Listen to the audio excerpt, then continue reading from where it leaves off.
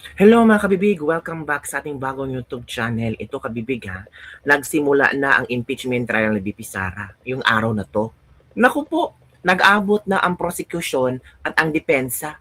Naku, totoo pala na kinain ng buhay ni Attorney Sheila Season itong si Jinky Luistro. Hindi makabuhay.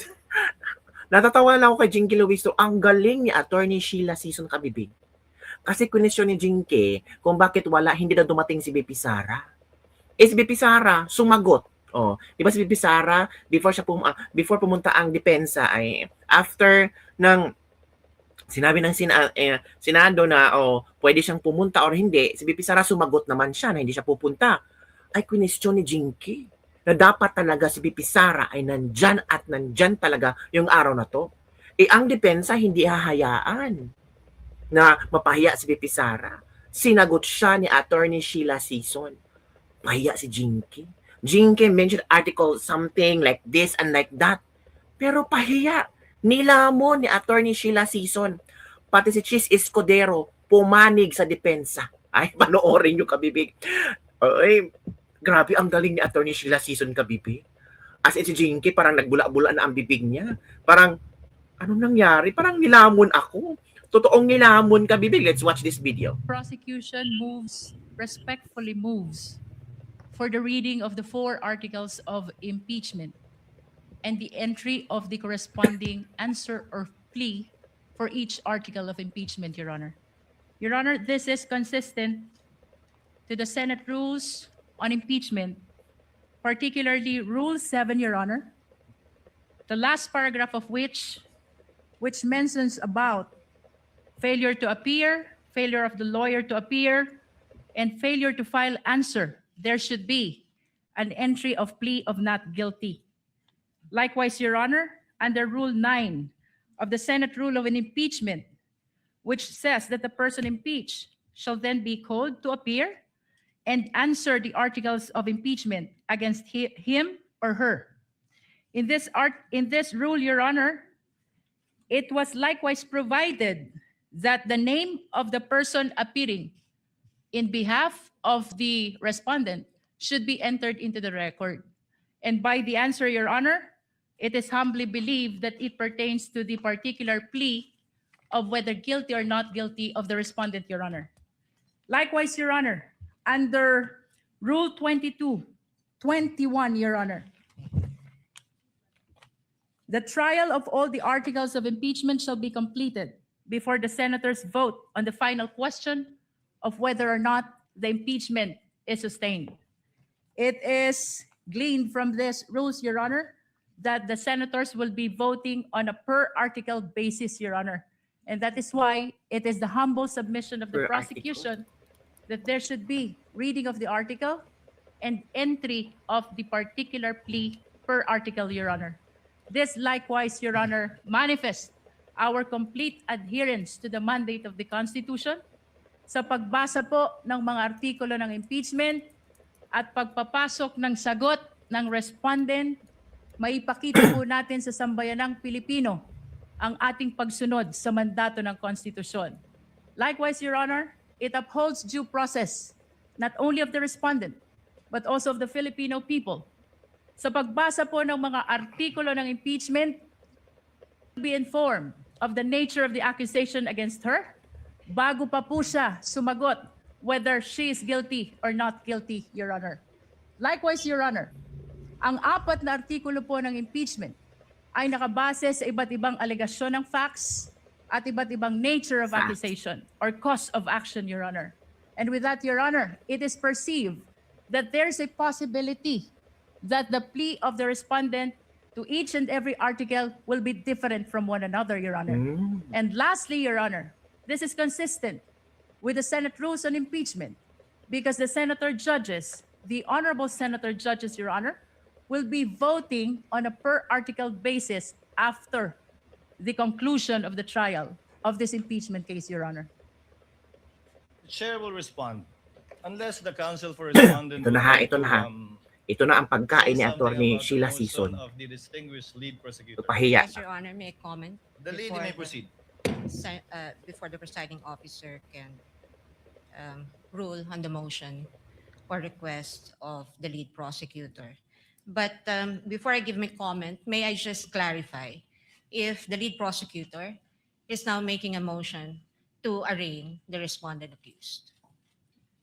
Your Honor, whether this is arraignment or otherwise, the motion of the prosecution is very much consistent with the Senate rules on Ito impeachment. na. I think the question, Your Honor, is very simple. As I have It's mentioned, Your answerable by yes Honor. or no, Your Honor. Rule Is the 7, lead prosecutor, Rule 9, is the lead Let this prosecutor not be a debate between the requesting councils. for the respondent accused Counsel to be for arraigned, Your respondent, kindly make your comments and avoid asking questions from the counsel or the prosecutor. We will recognize the counsel for respondent for comments on the motion and the manifestations made by Ito, the ha? lead prosecutor. So palpal talaga si You may Jinky. proceed, Pahiya. ma'am. Thank you, Your Honor. I believe I have a standing question to the lead prosecutor, and I would like to ask her for the legal basis for requiring the respondent to be arraigned today. Because, Your Honor, I note that in her request earlier and manifestations given for the respondent to be arraigned today, she cited Rule 7, Rule 9, and Rule 21.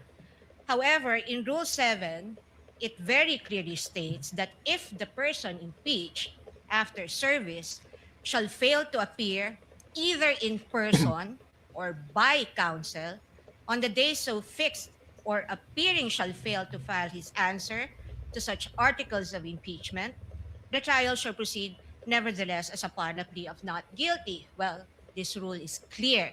It Ooh. does not talk about any arraignment. And if we take a look at this sentence, everything here has been satisfied. The respondent accused is here, has attended through counsel. She may not be in person, but the notice given to the defense is that she may appear through counsel. Second thing is that the respondent accused was also able to file her answer. And so Rule 7 does not support the request of the lead prosecutor Pahiya si Jinky. that the respondent accused be arraigned today. Now, on the matter of Article 9, counsel also say that the person impeached shall then be called to appear and answer the articles of impeachment against him or her. And if he or she appears, or any person for him or her, the appearance shall be recorded, stating particularly if by himself or by agent or counsel, naming the person appearing in the capacity in which or she he appears. If he or she does not appear, either personally or by agent or counsel, the same shall be recorded. And for all intents and purposes, respondent is present today through counsel. Counsel. There is also nothing in Rule 9 that requires the reading of a 23-page articles of impeachment, which will be a waste of judicial time. Ooh. Finally, under Rule 21, Your Honor, may I just correct the manifestation earlier by counsel, because it would Kinorek si seem to me, Jinky. unless a reading of the transcript would say that I'm mistaken, but I seem to have heard the lead prosecutor claim that the voting on the articles of impeachment will be per article. Well, that's true, but the first sentence of Rule 20 says, the trial of all the articles of impeachment shall first be completed Oh. before the senators vote on the final question on whether or not the impeachment is sustained. Now, honestly, I do not see how Rule 21 is related to the motion now being requested or propounded by the lead prosecutor. And at any rate, Your Honor, given that the respondent is represented by her counsel today, and this is consistent, her appearance is consistent with the notice given and in accordance with Correct. the rules on of procedure of this court, then we can enter her plea on her behalf. Tama. The arguments of the parties are duly noted. Chair will now make its ruling. The articles of impeachment were deemed read and spread into the records when it was referred by the Senate to the Committee on Justice for the proper issuance of summons. and a plea of not guilty will only be entered in accordance with our rules in behalf of the Vice President if she does not file an answer. But in this case, she has filed an answer, and in fact has appeared through counsel. Insofar as the reading of the articles of impeachment is concerned, it will be done at the final resolution of this case when it is put to a vote by the senator judges, where each article of impeachment will be read before a vote shall be taken thereon. For those reasons, the motion is denied, and the lead prosecutor, Representative Luistro, may proceed. Oh, na-deny ang manifestation ni Luistro Kabibig. Na-deny kasi si BP Sara sumagot na. Hindi siya makarating. Pero gusto ni Luistro na magbasa ng articles of impeachment, nandyan si BP Sara. Habang gusto niya ba nga, magbasa kami ng 23 pages na articles of impeachment, dapat nandyan si Sara. Guilty man o hindi guilty. Sabi naman ni Attorney Sheila Season, yung mga na-mention mo, mga article, mga rule dyan, mali-mali yung interpretasyon mo. Diba? At the same time, sumagot na si BP Sara na hindi siya makakarating.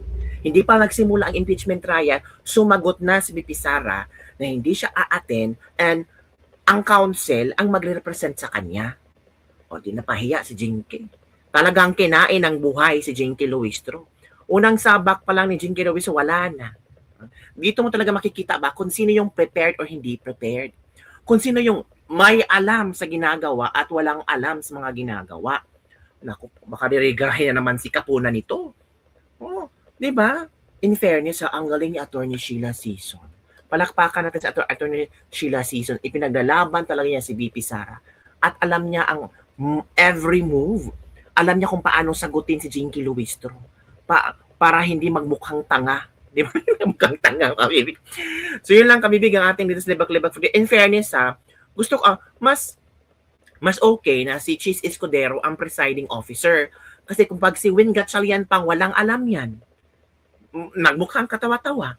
Tama nga si Senator Ruben Padilla, kasi si Senator Ruben Padilla, sinabihan pala na, mag-transfer ka sa majority block. Sabi naman ni Senator Ruben Padilla, okay ako mag-transfer sa majority block as long as si Cheese Escudero ang maging Senate President. Ngayon, hindi si Cheese. Ang sabi ni Ruben, gusto nyo pala ang presiding officer si Cheese, bakit hindi yung ginawang Senate President? Di mo napahiya sila. Anong ginawa ni Win Gatchalian dyan? Nakikinig, nag-take down notes. Anong sasabi niya? Wala. Nga. Diba, kabibig? So ano ang iyong obserbasyon sa unang araw ng trial ngayon? Diba? Sabi ng iba, si Win hindi marunong mag-ano ng impeachment trial. Kabibig? So yun lang po, kabibig, ang ating Libak-Libak for today. Ano ang iyong komento hinggil dito? Comment down below and don't forget to like, subscribe, and share this video. Bye everyone! See you next time! Galing ni Attorney Sheila Season. As in.